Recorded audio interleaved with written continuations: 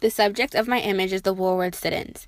During the Civil Rights Movement, trying to put an end to the Jim Crow segregation was a big deal to not only African Americans, but many other races too, and sit-ins is one of the ways many did it. A sit-in is a form of protest in which demonstrators occupy a place, refusing to leave until their demands are met. The image I have chosen is a photo taken by Fred Blackwell from a sitting at a whites-only counter at Woolworth's Five and Dime store in Jackson, Mississippi, May 23, 1963. Woolworths and many other privately owned businesses in the South refuse to serve blacks or require them to use separate facilities than those used by whites.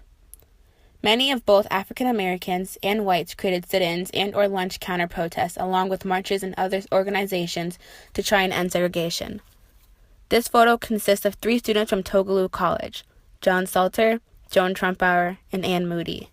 They went in the store and sat at the whites-only counter and waited to be served. The sit-in lasted about 3 hours, and during those 3 hours, they were both physically and verbally attacked, got burned with cigarettes, and poured on by ketchup and sugar along with other condiments. They were not served and eventually had to leave because the store was closing. The point of these sit-ins were to end segregation and also to get their points across that both whites and African Americans should be treated the same, and no matter what, people are going to keep fighting to make sure that would happen. Fred Blackwell took this photo to not only show racism, but to show what people really did and how they felt towards other people because of the color of their skin, and what people really went through to try and put an end to it. If you search Woolworth sit-ins, you will get many of different images, but this one really caught my attention. You don't only see what people went through to put an end to segregation, but you also see what people did to keep it going and what length people really went through to succeed in what they believed in.